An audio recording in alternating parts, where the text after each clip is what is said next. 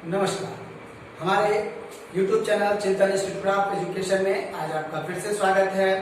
जैसा कि हम लोग बार बार कहते हैं कि आप अपने घरों में बैठकर पढ़ते रहिए और हम लोग आपके टॉपिक ऑन डिमांड स्कीम के अंतर्गत आपसे बार बार कहा जाता है कमेंट बॉक्स में लिख करके या पर्सनली जो है बच्चे पूछते हैं कि सर ये वाला टॉपिक पढ़ाइए जो सीटेट के लिए, क्योंकि समय कम है इसलिए पूरे सिलेबस को कवर करना मुश्किल है।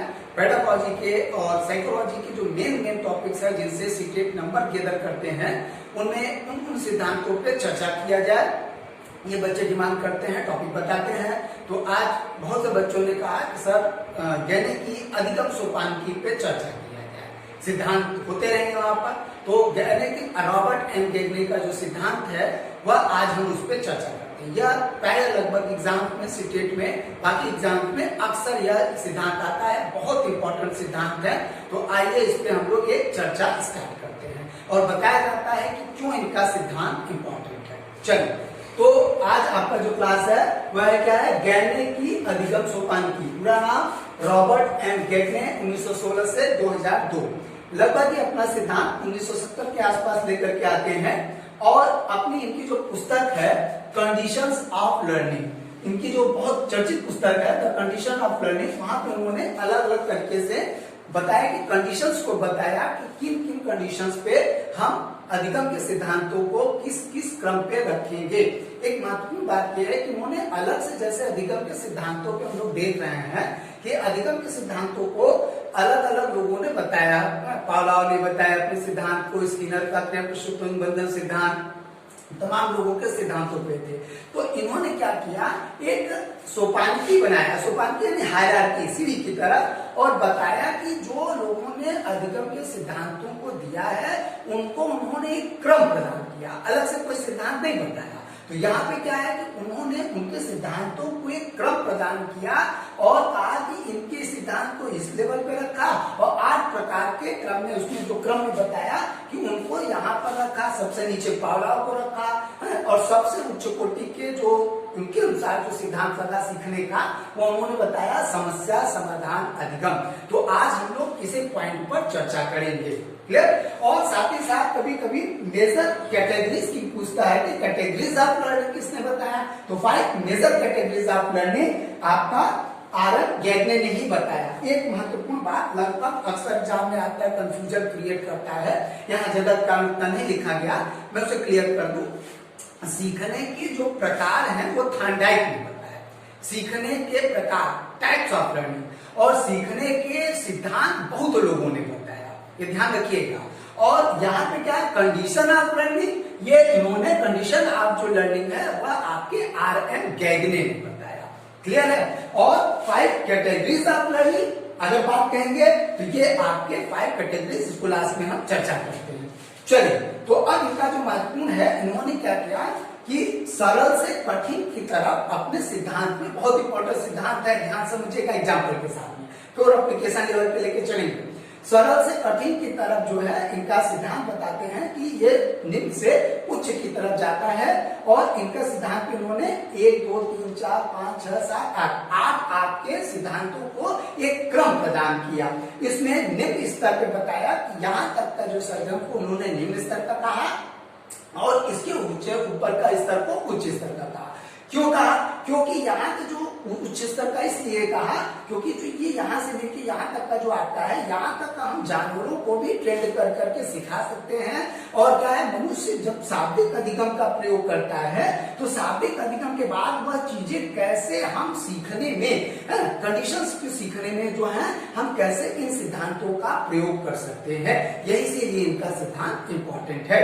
तो यहाँ पे जो सिद्धांत है, चलिए, तो सबसे पहले उन्होंने किसको रखा, संकेत अधिगम को रखा। यानी कि हम जब संकेत से चीजों को सिखाते हैं, जो बच्चों को संकेत से अगर सिखाइए तो वह सिखाना, उन्होंने क्या कहा, सबसे नीचे का अधिगम था। और प्रश्न ये भी आता है कि सबसे नीचे पावलोव के क्लासिकल अनुबंधन को क्यों रखा, तो इसके रिजिडनेस के कारण, है ना, इसके आपका क्या करते हैं, सीमितता के कारण पावलोव के सिद्धांत को सबसे नीचे स्तर पे रखा।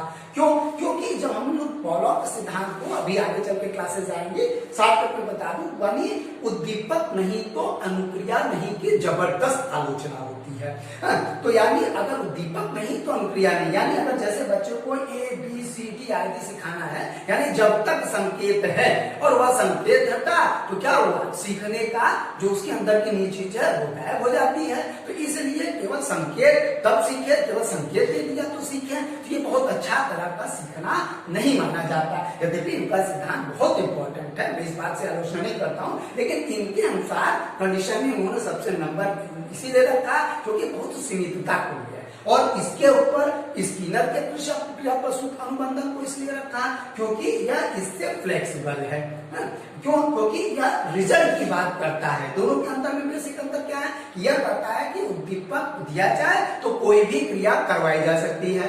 ये कहते हैं कि उद्दीपक आपका अगर वह उद्दीपक प्रस्तुत करिए, अगर वो रिजल्ट अच्छा देता है क्रिया करने के बाद, मतलब ध्यान रखिएगा, क्रिया करने के बाद जो उद्दीपक प्रस्तुत किया गया उसके अनुसार उसने सही अनुक्रिया किया, तभी हम उस प्रतिक्रिया को आगे बढ़ाएंगे।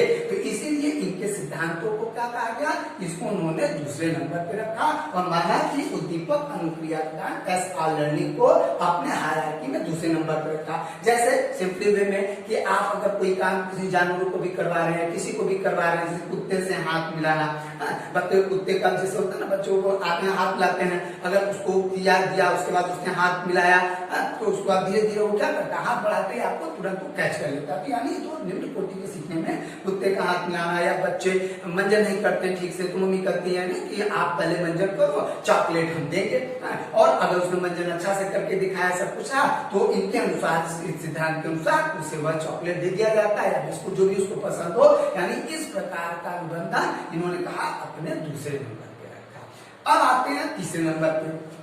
तीसरे नंबर पे उन्होंने क्या किया कि श्रृंखला अधिगम। हम बहुत सी चीजों को कैसे सीखते हैं, तो बच्चों को इस तरह के कंडीशंस में डालिए, इस तरीके से उनको सिखाइए कि वह सीख ले। आरएम में यही बात बताते हैं और बड़ी इंटरेस्टिंग तरीके से बताते हैं। देखिए कैसे, फिर कहते हैं कि अधिगम सीखा, यानी हर चीज को बच्चों को कैसे पढ़ाइए, चेनबद्ध तरीके से पढ़ाइए। ये नहीं कि जैसे टीचर होते हैं ना, ट्रेन टीचर भी होते आते पढ़ते कभी अरे ये इसमें रखा क्या, ये बता दे। इनका सिद्धांत यही कहता है इस पॉइंट पर कि बच्चों को जो कुछ पढ़ाया जाए वह चेन, अब क्या है, श्रृंखला के तरीके से। पहले वर्ण पढ़ाया जाए, वर्ण में भी स्वर पहले, व्यंजन बाद में, फिर जैसे शब्द पढ़ाया जाए और फिर क्रम पढ़ाया जाए। टीचर आते हैं बच्चों से, बच्चों में कुछ नहीं आता है। अगर आप किसी को सीक्वेंस में पढ़ाते हैं, चेन में पढ़ाते हैं, तो विश्वास रखिए कि वह कभी भी लड़का नहीं भूलेगा इस लेवल पे। जैसे पहाड़ा सिखाने के पहले आपको गिनती सिखानी पड़ेगी। That is general. एक बार क्वेश्चन पूछा हुआ है, क्या पूछा हुआ है कि एक बालिका है, वह आती है और अपने क्या करती है, अपने सॉक्स को एक जगह रखती है, शूज को एक दूसरी वहीं पर रखती है दूसरी जगह पर, और फिर क्या करते हैं अपने टाई को अलग जगह, कपड़े को अलग जगह रखना, टिफिन को अलग जगह रखना। तो इस प्रकार का सीखना कौन सा सीखना है, तो दैट इज चेन लर्निंग। हम जीवन में प्रयोग करते हैं, पढ़ाने में भी उनका प्रयोग एक टीचर को करना चाहिए। यही इनकी सोपान की बताती, इसलिए ये ऊपर क्रम में सरल से जटिल की तरफ ले जाते हैं। अब उसके बाद जो चौथा है, यहाँ पर जो सीखना, अब यह उच्च कोटि के सीखने का पहला क्रम है। वो कहते हैं कि शाब्दिक अधिगम, हमारे जो सीखे हुए अधिगम का मैक्सिमम पार्ट है वह शाब्दिक अधिगम है। यानी बच्चों को क्या करना चाहिए, जब शाब्दिक व्यवहार में जब हम परिवर्तन करते लगते हैं, है ना, चीजों को समझने लगे चीजों पे, तो जब हम जैसे कविता करना, भाषण करना, है ना, ये जो चीजें धीरे धीरे बच्चे सीखने लगते हैं, तो इस प्रकार का सीखना क्या है, वर्बल लर्निंग करते हैं। बच्चों को इनका कहना है कि वर्बल लर्निंग आप क्या करिए, बेटर तरीके से करवाया जाए। अब इसके बाद जब वर्बल लर्निंग आ जाती है तो आगे क्या आता है, बहु विवेदन सत्ता। अब उस शब्द भंडार को क्या करता है, इस लर्निंग के आते आते उसके अंदर शब्द भंडार धीरे धीरे विकसित करेंगे। बस ना, जब उसके शब्द भंडार विकसित होंगे तभी आप बहु विवेदन करने में वह सक्षम होगा। इसको इन्होंने क्या कहा, gestalt, gestalt as a whole. यानी जब पूरी समग्रता में वह समझा रहेगा तभी वह कई मिलते जुलते चीजों में क्या करेगा, उसकी डिस्क्रिमिनेशन पावर, उसकी बहु विवेदन क्षमता, भाई मिलते जुलते शब्द हैं, अगर मैं उनमें अंतर करना नहीं बच्चों को बताऊंगा तो वो क्या करेगा, नहीं सीखेगा। इसीलिए इसके ऊपर रखा। जैसे सपोज दैट मैं एग्जांपल कर रहा हूँ कि ये मान लीजिए शब्द यहाँ से सीख लिया शब्दों से बहुत ज्यादा ये सिद्धांत ये वाला ये बताता है कि शब्द भंडार विस्तृत करवाइए जितना ज्यादा हो। उसके बाद गेस्टाल्ट बाद में क्या बताता है इसमें कि जब शब्द भंडार होता है तो आप उसको इस तरीके से बताएंगे उस शब्दों को इतनी कंडीशंस रखिए कि वह उन शब्दों को अंतर करना सीख ले। जैसे चाचा, दादा, मामा, तमाम प्रकार के शब्द है, अभी उनसे परिचित नहीं होता, लेकिन उसके लिए क्या है ये बहुवेदन करना, तो इनमें से वो पापा कहना सीख लेता है। क्लियर है। अब उसमें जैसे आपके क्या है कि आपके त्रिभुज, गोले, त्रिभुज है ना, आयत, वर्ग, क्या है ये तमाम मिलती जुलती आकृतियां हैं। इस तरीके से कंडीशंस को पैदा करके कि बच्चा क्या करे, आसानी से उन चीजों को समझे।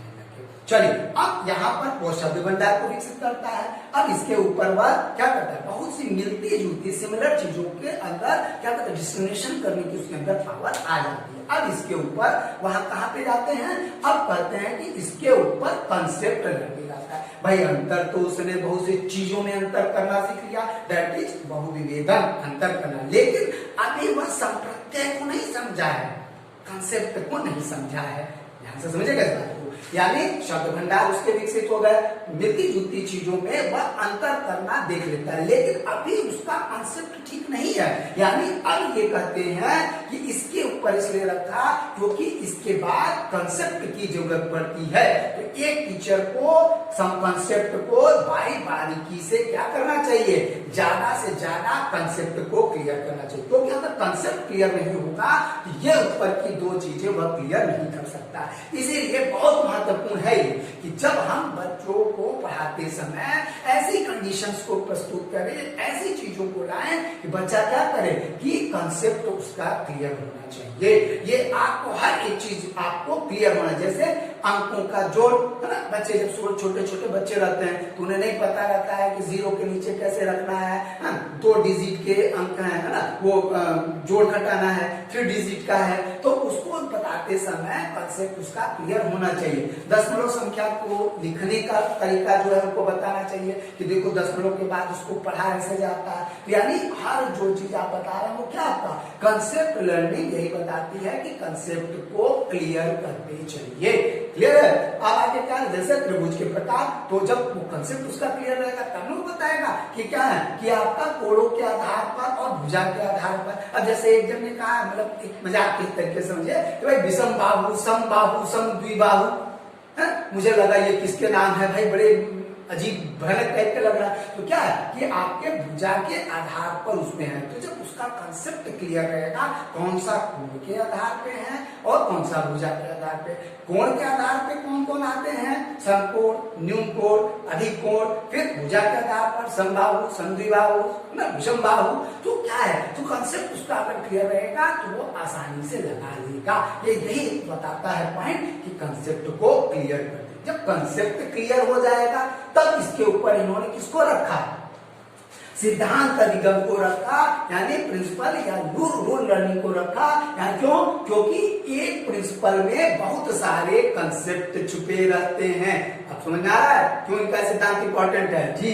तो एक कंसेप्ट, एक रूल में या प्रिंसिपल में कई प्रकार के कंसेप्ट छुपे रहते हैं। चलिए मैं इसको एक एग्जाम्पल से समझाता हूं। सपोज मान लीजिए मैंने कहा कि सिंपल सा हम लोग बचपन से पढ़ते आते हैं, या बच्चों को पढ़ाया जाता है कि संज्ञा, क्लियर है। तो किसी अब एक परिभाषा ले लीजिए, आपका वो आपका नियम है एक तरह से। तो क्या कहते हैं, किसी जाति, व्यक्ति, वस्तु, गुण, भाव आदि के नाम को संज्ञा कहते हैं। सपोज दैट मान लीजिए परिभाषा, तो अब इसमें जाति, व्यक्ति, वस्तु, गुण, भाव, दशा क्या है, दैट इज कंसेप्ट। तो कहते हैं कि अगर कंसेप्ट नहीं क्लियर होगा कि व्यक्ति क्या है, वस्तु क्या है, जाति क्या है, क्या जाति होती है, और उसके बाद क्या है कि तमाम जो गुण, दशा क्या है, भाव क्या है, उनके आधार पर अगर कंसेप्ट नहीं क्लियर रहेगा तो क्या करेगा, वह नहीं समझ पाएगा। इसीलिए कहते हैं प्रिंसिपल को समझाना तभी इजी होगा जब इसके नीचे का वह समझेगा, और इसको जब समझाया,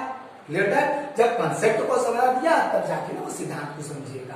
तो अब ये क्या हुआ, जैसे जहां धुआं है वहां आग है। बच्चे का अगर कंसेप्ट क्लियर है तो वह उस चीज को जानता है कि बिना आग के धुआं नहीं होता है। क्लियर है। चलिए आगे अब क्या है, अब जब सबसे उच्च कोटि का इनके अनुसार जो सीखना है वो कौन सा है, समस्या समाधान अधिगम, यानी हम सबसे उच्च कोटि में जो तमाम प्रकार के उसमें हम शब्दों के भंडार को विकसित कर लेते हैं, अंतर जब करना सीख जाते हैं, कंसेप्ट हमारे क्लियर रहते हैं, है ना सर, अधिगम सिद्धांत जो है आपका सिद्धांतों से परिचित हो जाते हैं, तभी जाकर समस्या को हम समाधान कर सकते हैं। हमारे जीवन में तमाम प्रकार की समस्याएं, एजुकेशनल समस्याएं, है ना, सब्जेक्ट से रिलेटेड समस्याएं, टॉपिक से रिलेटेड समस्याएं, जो चीज आती हैं, इन सारी चीजों का हम उसमें प्रयोग करते हैं। और क्या है, जिसमें सबसे बेस्ट ऑप्शन होता है उस चीज का यूज करना, दैट समस्या समाधान। एक समस्या को समाधान करने के कई तरीके हो सकते हैं। अब जिस समस्या को हल करने के लिए जितना बेहतर तरीके से हम संप्रतियों का प्रयोग करेंगे, सिद्धांतों का प्रयोग करेंगे, है ना, और क्या होगा वही आपका समस्या। जैसे आप ट्रिग्नोमेट्री में पढ़ते हैं ना, आपका LHS बराबर आपका LHS is equal to RHS आपका, तो उसमें क्या है, सपोज मान लीजिए कि अब आपका sine square theta plus cos square theta equal to 1। अब आपके जितने सिद्धांत बताए गए, sine square theta, tan square theta का, फिर उसमें साइन स्क्वायर थीटा, है ना, या उसमें क्या फिर तोड़ते हैं अलग अलग पदों में, बीच में कई प्रकार के सिद्धांत, फिर उनका प्रयोग करते हैं बच्चे, और लास्ट में उसको क्या करते हैं, डिवाइड करके 1 सिद्ध करते हैं। यानी कहने का मतलब हमारे पास समस्याएं हैं, तमाम प्रकार की हैं, उनमें जिस समाधान का हम सबसे उच्च कोटि का प्रयोग करेंगे, जो इसके लिए इन सारी चीजों की हमको जरूरत पड़ेगी, और जो सबसे बेटर तरीके से यूज करेगा वही आपका समस्या समाधान आपका हो गया। इसीलिए इसको सबसे उच्च कोटि का इन्होंने माना। ठीक, अब इसी के साथ साथ उम्मीद है यह कंसेप्ट आपको बहुत अच्छी तरह से समझ में आया होगा। आपको बताया गया कि किन कंडीशंस में डाल के बच्चों को किस तरीके से पढ़ाना चाहिए। अब इसी के साथ इन्होंने 5 मेजर कैटेगरीज बताए हैं, और एक मोटर स्किल होती है, उसके बाद आपका एटीट्यूड, एटीट्यूड से वर्बल इंफॉर्मेशन, और कॉग्निटिव स्ट्रेटजी, और फिर इंटेलेक्चुअल स्किल, बौद्धिक स्किल, कुछ इसे स्किल से भी जोड़ कर सकते हैं। तो मैं इसे अगले वीडियो में, किसी अदर वीडियो में इस पे अलग से कंसेप्ट समझाऊंगा, क्योंकि बाद के दिनों में इनकी जरूरत पड़ेगी। समझ में आया? तो चलिए, तो ये आज का क्लास रहा। उम्मीद करते हैं कि आपको समझ में आया होगा, और घरों पर बैठकर आराम से पढ़ते रहिए। अगर हमारे इस कॉन्सेप्ट को आपको समझ में आता है, जो हम लोग प्योर एप्लीकेशन लेवल पे पढ़ाते हैं, तो उसे आप सब्सक्राइब और शेयर करना न भूलें।